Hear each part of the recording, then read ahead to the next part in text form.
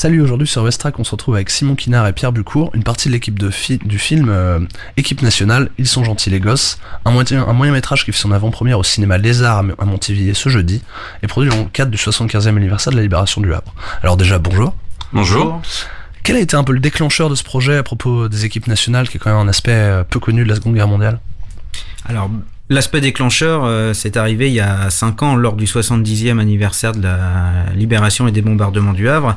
Il y a Alexis Delahaye qui avait réalisé un film qui s'appelle Les Artificiers Noirs.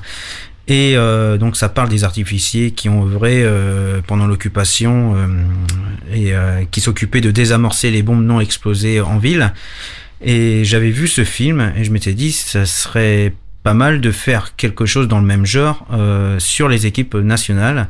Et ça a été l'idée, ça a été le déclencheur. Et puis donc j'avais lu un peu le livre d'Eddy Florentin, Le Havre à feu et à sang 1944, et dessus il y a les témoignages des équipes nationales qui ont survécu au bombardement, et donc c'est assez émouvant. Et puis après j'ai rencontré les vétérans de cette époque qui m'ont expliqué leur vécu, et tout ça après on a regroupé tout ça pour en faire un documentaire fiction, et voilà. Pour ce film, vous êtes donc basé sur les témoignages de 4 femmes ayant participé aux actions de cette organisation. On peut les citer: Henriette Isaac, Marguerite Lavallée, Eliane Nog, Paulette Warenghem.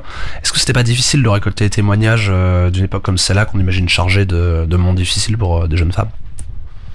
Non, pas tellement. Les 4 personnes qu'on a interviewées, déjà on les connaissait bien avant les interviews, on connaissait leur histoire, on avait ciblé les questions qu'on voulait poser.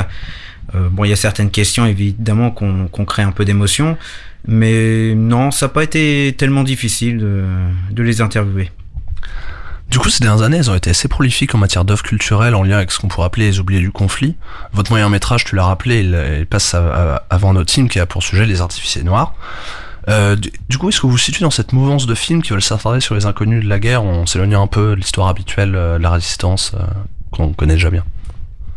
Oui, puis les équipes nationales font partie de l'histoire du Havre. Il y a le monument qui se trouve à l'angle du boulevard Foch et de la place de l'Hôtel de Ville.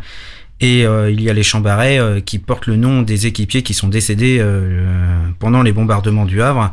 Et donc il y a ces monuments, et maintenant ça nous a paru important de faire connaître justement l'histoire de ces équipes nationales qui sont morts ou qui se sont sacrifiés pendant les bombardements. Est-ce que tu pourrais nous parler du rôle de ces équipes nationales, justement dans ce qu'on imagine être le réseau de solidarité qui devait se mettre en place pendant l'occupation, avec les privations, etc. Comment ça s'organisait concrètement au quotidien?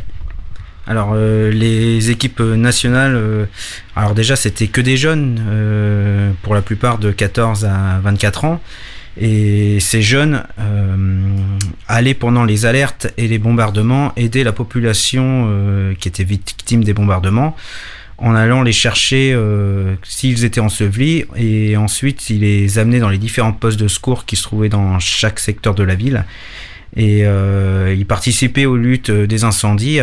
Et les équipes nationales aussi participaient au déménagement de la population havraise qui évacuait le Havre à cause des bombardements ou sur ordre de l'occupant.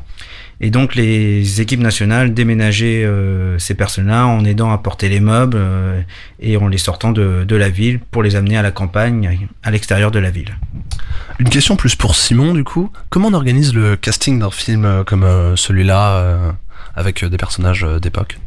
Alors, pour calquer au plus près de la réalité, on a regardé les photographies des personnes qui ont vécu ces événements à cette époque-là, voilà, des clichés d'époque, et on a cherché dans nos réseaux respectifs, donc Pierre et Clotilde, qui est une des productrices du film, ont regardé dans leur réseau de personnes qui font de la reconstitution historique, et moi j'ai regardé un petit peu dans mon réseau de comédiens, dans les diverses associations dans lesquelles je suis adhérent, et on a pu trouver des personnes qui vraiment calquent au plus près des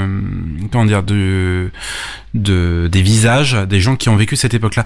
On a d'ailleurs Je me permets de rebondir là-dessus. On a d'ailleurs une petite pépite dans ces comédiennes qui n'est autre que la petite fille de la personne qu'elle incarne. Voilà.